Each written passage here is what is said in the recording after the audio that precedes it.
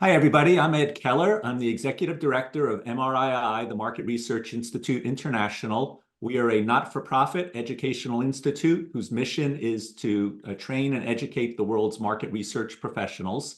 And I'm delighted today to be talking about a topic that is much discussed among the business community at large, and certainly by everybody in market research, namely AI and its role in our profession. And in particular, I'm here to talk about a new survey that we conducted and recently released, in which we surveyed a global sample of market research professionals about their attitudes toward AI, its role in their own workplace, and how optimistic or pessimistic they are about AI. And so I'm eager to be able to share some of those results with you today. And joining me is an MRII board member, Anthony Jackal. And Anthony, why don't you say hi and introduce yourself before we jump into it?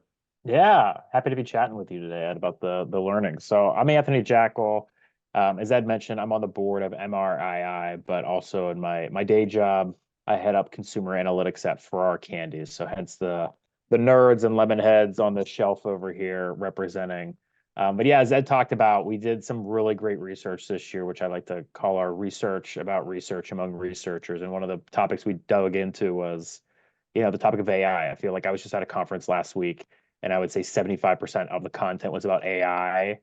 And I think our perspective and what we did, I think, and the thing that I was excited about is that it's more about the perspective of us researchers. I think we're always hearing about how it's going to change our work and impact the industry, but I think we have some really cool stuff that I'm excited to talk about from the quantitative and qualitative work that we did about AI. So maybe I'll just turn it to you, Ed. What did you find the most interesting about some of the survey results? Thanks, Anthony. When we launched the survey, I had no idea whether the people we interviewed were going to find AI to be fascinating, frightening, or someplace in between. And I think the results are quite positive, which was a bit of a surprise to me. Three-quarters of market researchers have either a very or a mostly favorable view of AI as it relates to their job and their company, and an equally large majority believe it's going to make their job better. There's only 10% of our sample who believe that it's going to make their jobs worse. And I think these two quotes from our one-on-ones help to illustrate what we found. The first one from a market research supplier who said the goal is to have AI doing some of the upfront heavy lifting where we sometimes have to get into the weeds. It would allow us to raise up a level and really see the forest through the trees and provide more strategic recommendations to our clients. To me, it could elevate the entire industry. And then from a corporate researcher, they said, if I could step away from all the minutia and just focus on the story, I feel it would make a real difference. Sometimes you feel more task-oriented versus a strategic partner, and this would allow me the time and energy to actually focus and create a more meaningful story for some insight that might be new and groundbreaking versus just reporting on data. So I think these two quotes really help to illustrate the positive attitudes that our respondents, for the most part, have about AI. And the second thing that really surprised me is how few respondents felt that there's a potential personal threat to their jobs as a result of AI. Only 4% say that they're very concerned about that, whereas a 60% majority are not at all concerned. So a lot of optimism and very little sense that their jobs are at risk. Anthony, anything you want to share that talks about sort of more about this penetration and how people in the industry are seeing it in their own workplaces today? Yeah, of course. I just have to say, I feel like that quote you mentioned from the corporate researcher strikes a chord with me because it does feel very true.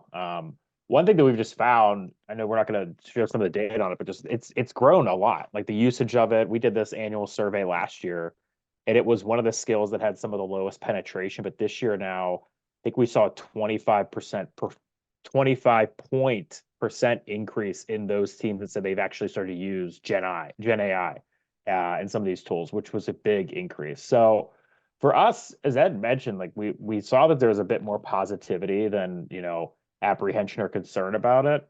And about 2 in 5 are saying that they're actually using it in their teams, and people are seeing a lot of opportunities for it. So I think on this page here that we're talking about, we saw that a very strong majority are seeing the benefits with the time savings when it comes to research, helping make things more efficient when it comes to data processing. I think that quote even touched on that, streamlining some of the reports and generations. I know, personally, like our teams, we've talked about how do we think about the work that we do that's valuable and the work that we do that might be important, but not that high value add. And I think we are seeing this come through with some of the results here too, with it's all about more efficiency and effectiveness to help 10x the team's potential.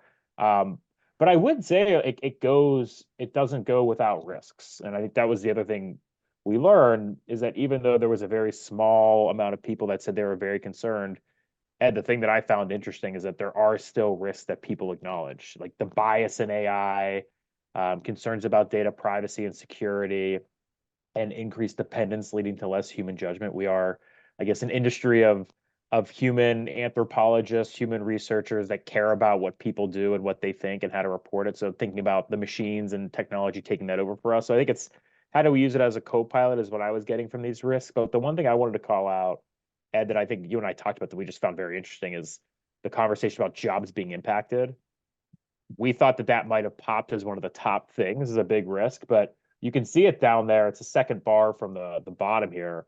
Only 13% said that they risk that their job is going to be replaced by AI, which that was really surprising to me. Again, I thought it might have been a little bit higher, where the risks are more about the bias, the security, and less that people just think their job's going to be replaced when it comes to AI. So that was really interesting to me.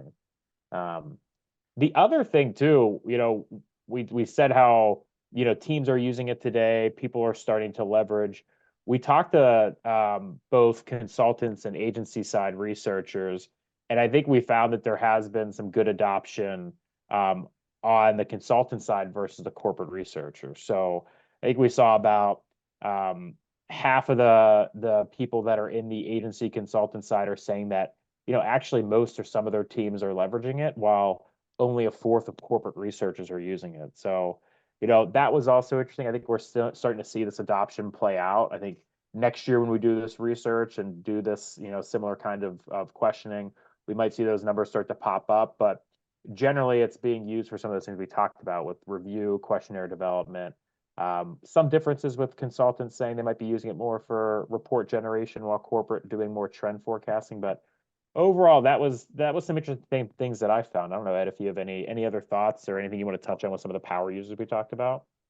Yeah, I think the other interesting group to us as we looked at the data were to find the people whose organizations and who personally are the most involved right now in AI. And I think if we look at the people who are these so-called power users and how do they look at AI, what are the pros, what are the cons, I think it can begin to tell us where the industry as a whole may be heading. So the first thing I would just observe is that while the sample as a whole was quite positive toward AI for these power users, it's near universal. 94% of them are positive. So these are people who are currently using it, and they're quite positive about it. And what's even more fascinating are some of the specific use cases that they've adopted, Anthony. The heaviest users today are pretty much 2 times as likely to be using it for just about everything that was on that list that you showed a little bit earlier.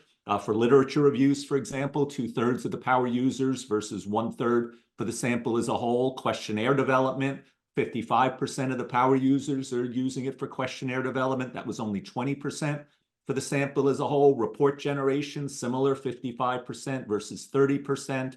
Using it for sentiment analysis, 45% versus 21%.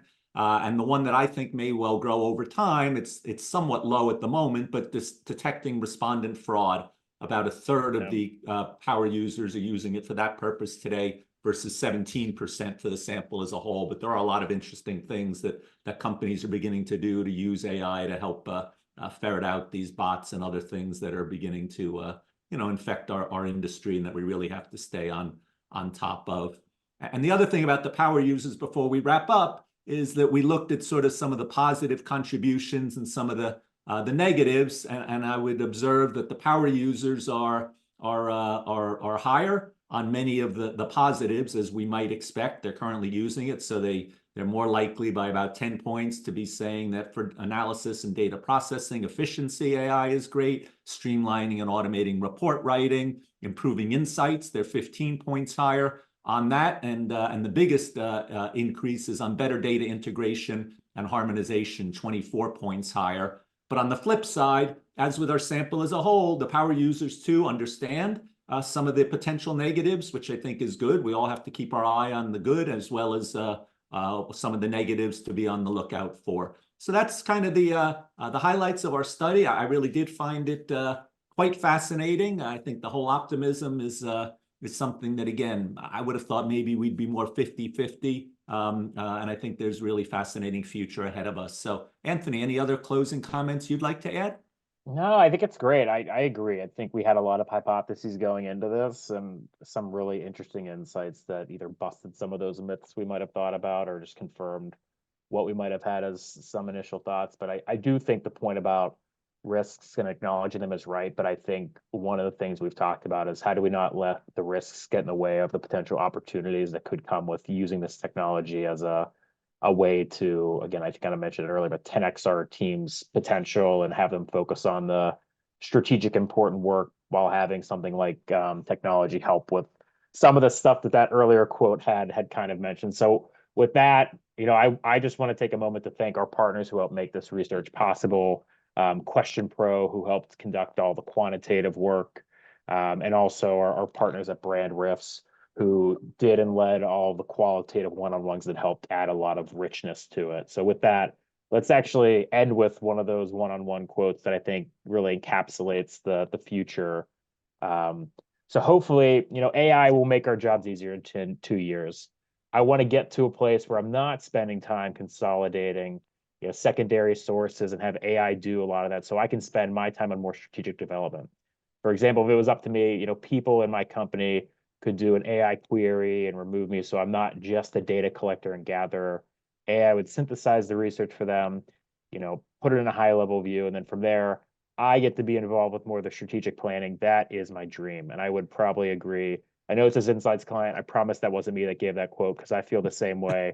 Let's get out of the day to day and focus on being the more strategic thought partners that get a seat at the table. So with that, I think you'll be able to download the copy of the report for anyone that's listening. There's a lot more content that was included that you'll be able to copy with the QR code that should be here on the screen, or reach out to anyone at MRII, Ed, or myself, or any other board members to learn more and talk more.